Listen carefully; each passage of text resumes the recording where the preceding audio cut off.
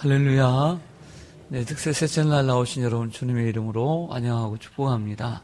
네, 우리 앞에 옆에 서로 인사하겠습니다. 잘 주무셨습니까? 반갑습니다.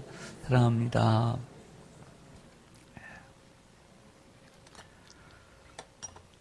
네, 따라서 하겠습니다. 과거가 남긴 부스럼, 미움과 분노. 네, 이것이 오늘 설교의 제목입니다. 오늘 성경 암송 있습니다. 그렇게 길지 않은데요. 악에게 지지 말고 이 말씀인데 같이 한번 외우겠습니다. 시작. 악에게 지지 말고 손으로 악을 이기라. 로마서 12장 21절 말씀. 다시 한번요. 시작.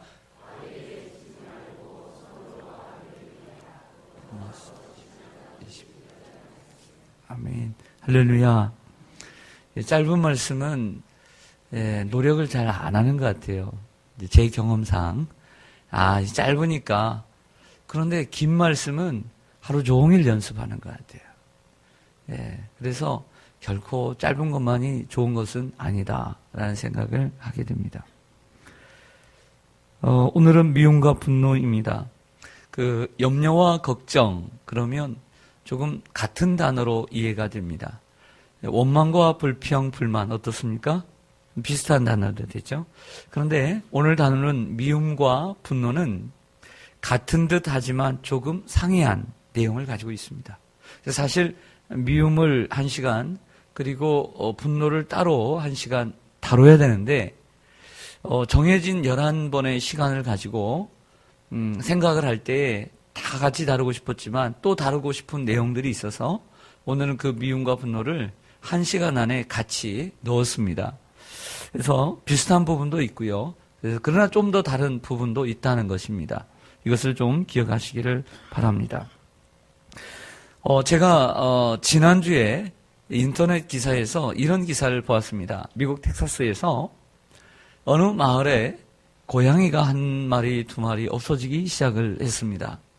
사람들은 처음에 생각할 때에 고양이가 무슨 일이 있어서 집을 나갔나 보다 이렇게 생각들을 했습니다. 그러나 너무 많은 고양이가 사라지기 시작을 했던 것이죠. 그러나 그 결과가 드러났습니다. 그 사라진 고양이들은 85세가 된 한 할머니에게 무참히 도륙되고 있었습니다. 할머니는 전직 의상 디자이너였는데 그 고양이 털로 무려 코트를 20벌을 만들어 놓았습니다. 한 벌을 만드는 데 들어가는 고양이가 30여 마리이니 무려 600마리가 넘는 고양이를 도륙했던 것이죠. 음식으로 고양이를 한 마리씩 유인을 해서 자기 집 지하실에 가두었다가 도륙했던 것입니다. 그런데 이러한 고양이를 도륙한 이유가 참으로 기발합니다. 내용은 이렇습니다. 일부 주민들과 다툼을 하게 되었고 그리고 사이가 벌어지면서 그 주민들을 곤혹스럽게 만들고 싶었던 것입니다. 그래서 그 할머니 나름대로 그 주민들을 그 사이가 나빠진 그리고 마음을 상하게 했던 그 주민들을 아프게 하기 위해서 심적인 고통을 주기 위해서 그 가정의 고양이를 이제 한 마리씩 도륙하기 시작하면서 마을 전체 그리고 더 나아가서 많은 고양이를 도륙하게 되었던 것이죠. 결국 마음속의 미움과 분노가 이러한 600마리가 넘는 고양이를 도륙하게 되는 결과를 낳았습니다. 자, 영국의 이야기를 또 하겠습니다. 의사들이 습관적으로 화내는 한 남성을 데려다가 그 사람이 화가 났을 때 이 코와 그 입에서 나오는 그 김을 모아서 화학 처리를 했다고 합니다. 화학 처리를 했더니 노란 액체가 생성이 되었다고 해요. 이 노란 액체 소량입니다. 이 실험용 쥐에게 이제 주사를 했더니 즉사를 하더랍니다. 즉사를 하더래요. 1시간 동안 화낸 것에서 이제 조금이 아니라 1시간 동안 화낸 것에서 추출한 양만으로도 성인 100명을 죽일 수 있는 이러한 무기가 되었다고 합니다. 그런데 여러분들 이 남성이 화냈을 때 그 1시간가량의 것은 한 100명을 죽일 수 있는데 여성이 화냈을 때 추출한 액체는 동일한 양인데도 불구하고 무려 200명을 죽일 수 있다고 합니다. 남성 여러분, 여성들에게 잘 합시다. 여성이 분노하면 남성보다 2배로 강한 독이 뿜어져 나온다고 합니다. 잘못 물리면 그대로 사망입니다. 남자분들, 여자들에게 잘하기를 소망합니다. 아멘을 안 하시네요. 네. 여러분, 우리는 거의 매일 분노와 미움과 싸우고 살아갑니다. 우리가 은혜를 받고 이렇게 살아가지만 우리는 알게 모르게 미움과 분노 속에 그리고 분노와 매일 싸우고 살아갑니다. 싸워야만 합니다.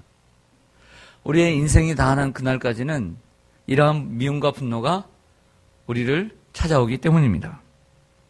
우리가 누군가에게 배신을 당했다고 생각이 될 때 여러분의 마음속에는 뭐가 치밀어 오를까요? 누군가에게 억울한 모함을 당했다고, 이간질을 당했다고 생각되어질 때, 그 말이 들려올 때 누군가가 여러분들에게 제3자에 의해서 여러분들을 비방했다고 난 그런 말을 들었을 때 그의 사실의 진위를 떠나서 여러분들의 마음속에는 뭐가 치밀어 올라올까요? 또한 누구에게 여러분들의 권위를 무시당했다고 생각했을 때, 직장에서나 혹은 가정에서 아내와 남편에게 혹은 자녀들에게까지 이러한 여러분들의 권위를 무시당했다고 생각되어질 때 여러분들의 마음속에 찾아오는 손님은 누구일까요? 또한 나의 자존심이 짓밟혔다고 생각되어질 때, 그리고 여러 사람들이 모이는 무리 가운데 내가 소외당했다고 생각되어질 때 여러분들의 마음속에는 어떤 마음이 치밀어 오를까요? 땅콩해양 사건이 있었습니다. 그 사람이 잘못된 인격이나 잘못된 어떤 가치관을 가지고 있다는 것을 떠나서, 그가 가지고 있었던 것을 떠나서 그의 마음속에 치밀어 올라왔다는 것은 미움과 분노였습니다. 자기의 권위에 대한 불만족, 분노가 치밀어 올랐는데 그 분노를 참을 수 없어서 그렇게까지 해서 결국 지금 감옥에 들어 있습니다. 어제 또한 이러한 사건들이 일어났는데 4살짜리 어린아이가 유치원에서 그 음식을 남겼다고 그 선생님이 그 분을 이기지 못하고 넘어지도록 강하게 때렸습니다. 한 대를. 유치원 교사 선생님, 그 CCTV가 있는 것을 의식을 못했는지 의식했음에도 불구하고 그 분을 참지 못하고 분노를 참지 못하고 아이를 때린 것입니다. 평생 유치원 교사를 못할 수도 있습니다. 어제 안산시에서는 본호동에서 인질극이 벌어졌습니다.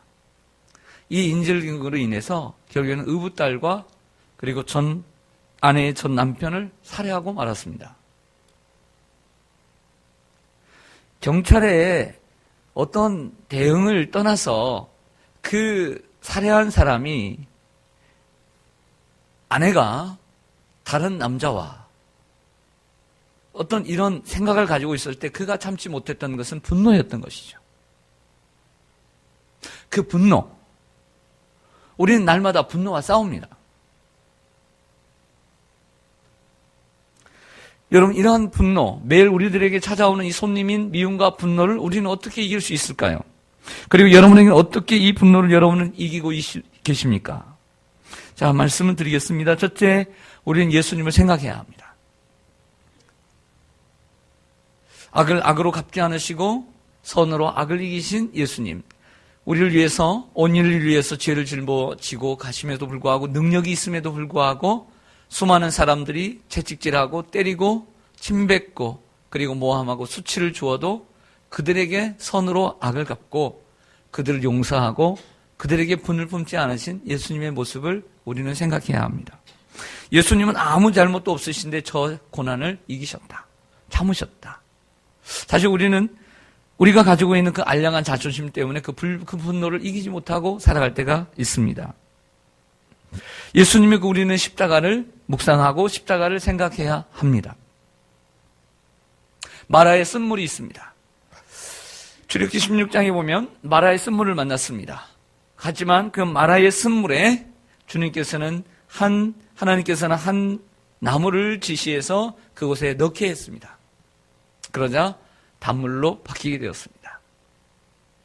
우리의 마음은 마라와 같은 심령이 될 수가 있고 마라와 같은 심령의 상태가 될 수 있어요. 그때 우리의 마음속에는 잠시 예수님의 십자가를 생각하고 예수님의 십자가를 우리의 마음속에 던져야 합니다. 주님을 묵상할 때 마라와 같은 우리의 마음이 아주 단물로 바뀌게 되는 줄로 믿습니다. 예. 그래서 분노가 일어날 때는 잠시 참아야 합니다. 참는 게 필요해요. 바로 일어나는 것보다 좀 참고 기다리며 생각하는 것이 필요합니다. 참지 못하는 부부에게 의사가 처방을 내렸습니다. 내가 이 약을 줄 테니까 서로 싸우게 될 때 이 약을 먹어라. 그래 그렇게 했대요.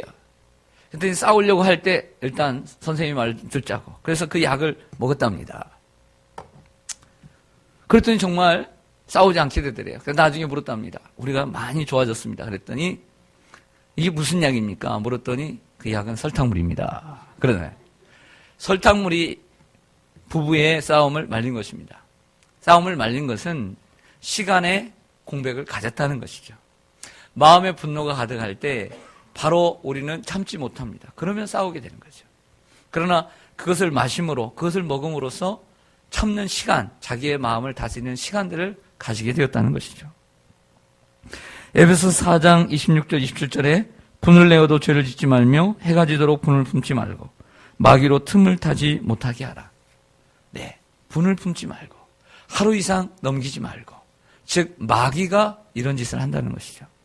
잠언 16장 32절에도 노하기를 더디하는 자는 용사보다 낫고 자기의 마음을 다스리는 자는 성을 빼앗는 자보다 나으니라.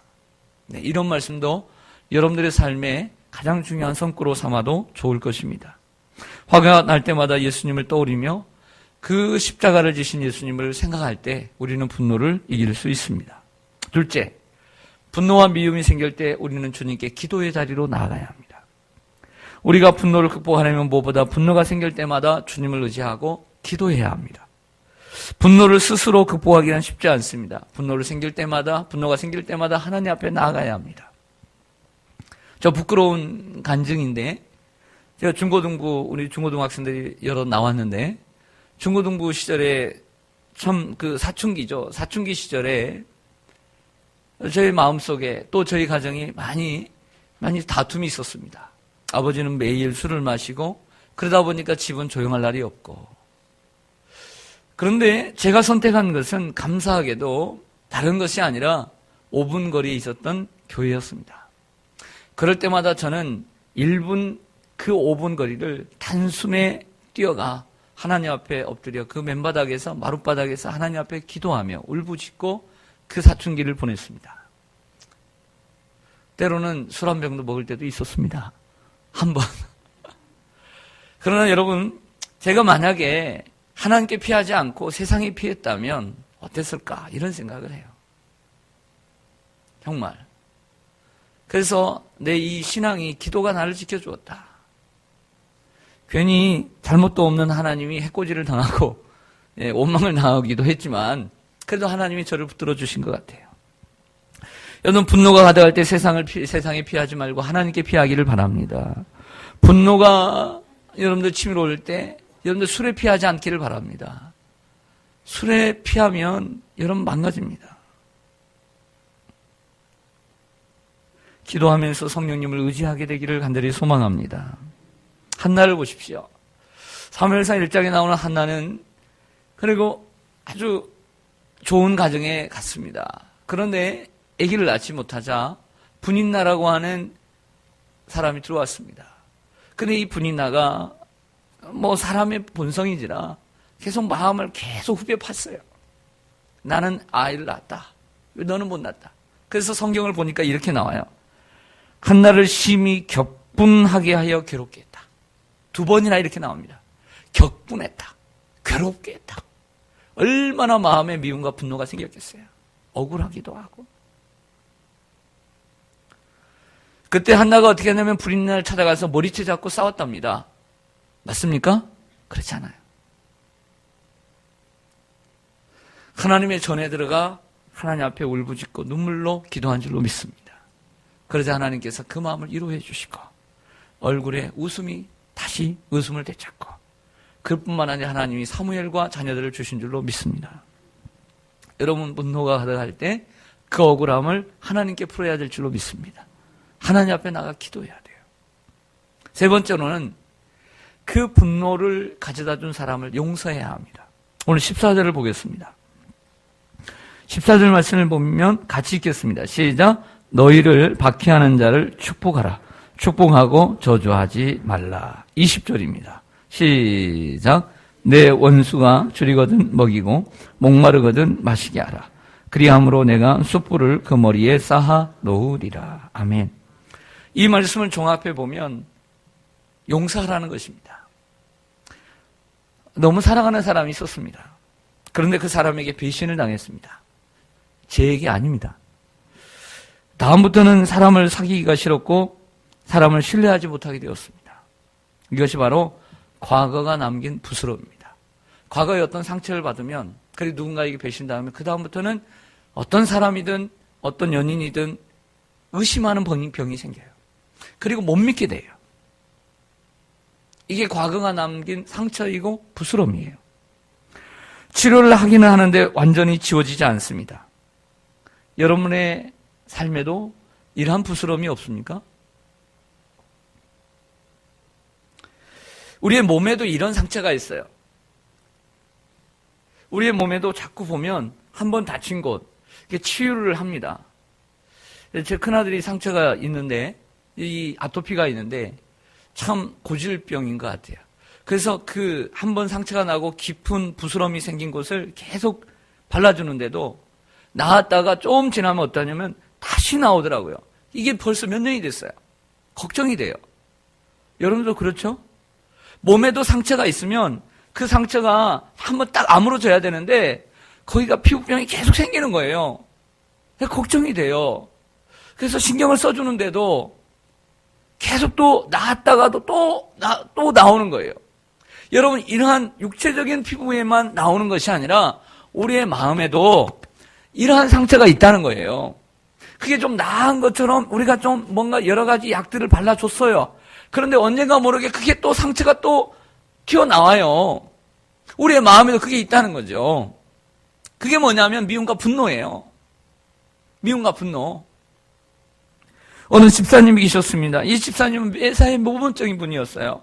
교회가 건축이 될 때에 그 선친에게 받은 그 땅을 팔아서 교회의 10분의 1을, 건축의 10분의 1을, 건축비의 10분의 1을 봉헌하기도 했습니다. 보통 때는 너무나 착하고 너무나 정말 인격적인 분이었어요. 그런데 열만 받으면 아내 되는 권사님을 때리는 거예요. 이것이 습관이 되었습니다. 그리고 아이들에게도 아주 엄격했습니다. 집사님은 자기의 이런 성격이 너무나 싫었어요. 자기의 이러한 이중적인 모습이 너무나 싫었어요. 자기 마음속에 왜 이러한 분노가 있는지 몰랐습니다. 그래서 이 원인을 찾아야 되겠다. 상담도 하고 노력도 했습니다. 결국 그 원인은 자기 아버지였습니다. 아버지가 알코올 중독자로서 술만 먹고 오면 어머니를 때렸습니다. 그래서 누구보다 아버지가 미웠고 빨리 커서 술만 먹고 그 집을 나가고 싶었고 독립하고 싶었습니다. 그래서 자기 뜻대로 되었습니다. 그러나 해결되지 않는 것이 있었습니다. 그것은 집사님의 마음속에 있는 아버지에 대한 깊은 미움과 원망이 도사리고 있었던 것이죠. 이 아버지에 대한 미움, 원망. 그래서 이 미움이 잠재의식 속에 숨어 있다가 스트레스를 받으면 바로 분노로 폭발하는 것임을 알게 되었습니다. 그래서 이 집사님은 그 문제를 해결하기 위해서 하나님 앞에 기도하기 시작합니다. 기도원에 올라가 금식하며 자기 속에 이 숨어있는 이 분노. 그래서 교회 생활 속에는 얌전한 척, 모범적인 척 하다가 사랑하는 아내를 분을 참지 못하고 늘 손찌검을 하는 자기 자신을 고치기 위해서 몸부림을 쳤습니다. 하나님, 제 아버지를 용서할 수 있게 해주세요. 그리고 저의 왜곡된 성격을 고쳐주세요. 내 안에 있는 미움과 분노를 다스려 주세요. 라고 울며 기도를 했습니다. 그러자 집사님의 마음속에 있던 그 아버지에 대한 미움과 분노가 사라지기 시작했고 아버지를 용서하게 되었습니다. 그러자 그 용서하는 마음이 자기의 마음속에 평안과 자유를 가져다 주었고 그러한 울분이 생길 때마다 그 손찌검을 했던 그 손이 올라가지 않고 참고 참으며 그리고 행복하게 살고 있다는 이야기를 들었습니다. 사랑하는 여러분, 여러분 안에도 언제 터질지 모두 모르는 이러한 폭탄과 같은 분노가 있지 않습니까? 어떻게 하시겠습니까? 우리가 이 분노를 잘 이기며 살아야 될 줄로 믿습니다. 다른 때보다 정적이 흐르는 거 보니까 여러분들 마음에 좀 와닿나 봐요, 오늘. 다른 때보다 정말 정적이 흐르고 있어요, 지금. 정적이 흐른다는 것은 무슨 뜻일까요? 그만큼 지금 마음에 와닿는다는 얘기거든요. 마지막으로 오늘 성경에 보면 그러한 미움과 분노가 생길 때에 나의 억울함을 풀어주실 것을 믿어야 합니다. 그 억울함은 누가 풀어주십니까? 하나님께서 풀어주실 줄로 믿습니다. 19절 말씀을 보시겠습니다. 19절 말씀 같이 읽습니다. 시작. 내 사랑하는 자들아 너희가 친히 원수를 갚지 말고 하나님의 진노하심에 맡기라. 기록되었으되 원수 갚는 것이 내게 있으니 내가 갚으리라고 주께서 말씀하시니라. 아멘. 신명기 말씀에 원수 갚는 것은 내게 있으니 내가 갚아줄 것이다 라고 말씀하고 있다는 것이죠. 누군가에게 여러분들 공격을 받았다. 그러면 어떤 마음이 들죠? 자, 반드시 먼저는 화가 납니다. 그리고 이런 생각하죠. 내가 반드시 갚아주리라. 복수하고 말리라. 그럴 때 세상에서는 이렇게 얘기합니다. 이는 이로, 눈은 눈으로 갚아주라. 애가 유치원에서 학교에서 맞았습니다. 곧 돌아왔습니다. 여러분 뭐라고 가르치겠어요? 네? 그래, 다음에 먼저 때리지는 말고 다음에 때리면 가만두지 말고 확실하게 밟아줘라. 이렇게 가르치죠. 이게 세상적인 가르침이죠. 맞죠? 안 맞아요? 맞잖아요. 그리고 여러분도 그렇게 가르쳤잖아요. 이렇게 가르쳤던 부부가 가만히 생각해보니 저녁이 되어서 생각해보니까 그때는 화가 나서 그렇게 얘기를 했는데 그게 성경적이 아니라는 거예요. 참 양심이 있는 집사님들이죠.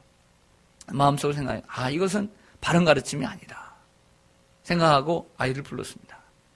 그리고 우리 기도하자. 그래서 기도했답니다. 뭐라고 기도하냐면 하나님, 우리가 오늘 얘가 어떤 애에게 맞았고 들어왔습니다. 억울합니다. 하지만 이렇게 가르쳤습니다. 잘못했습니다.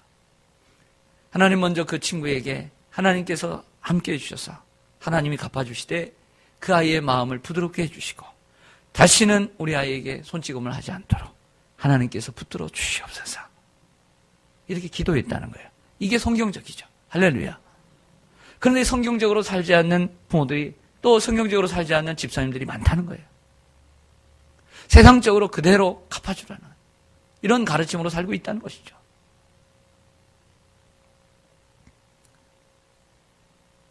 여러분, 우리가 살다 보면 억울한 일을 당할 때가 종종 있습니다. 이간질을 당할 때도 있습니다.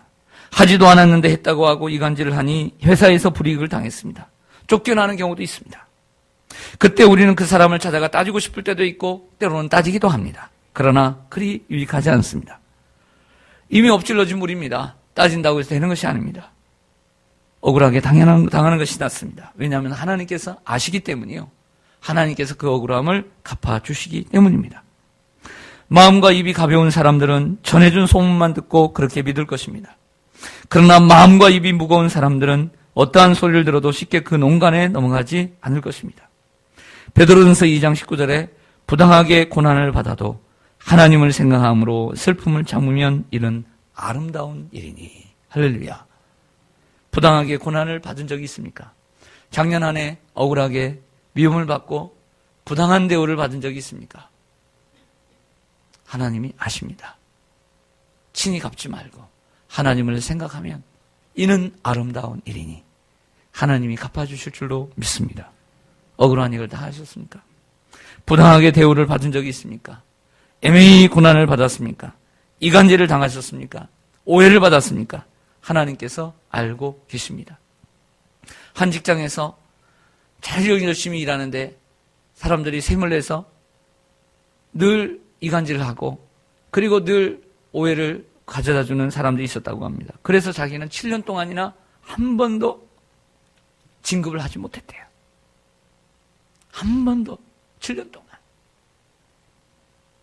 그런데 어느 날 사장님이 부르더래요. 사장님이. 내가 이 회사를 이제 누군가에게 나이가 많고 누군가에게 넘겨줘야 되는데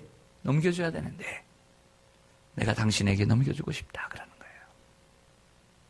사장은 보고 있었던 거죠. 사장은 알고 있었던 거죠. 그 진심을.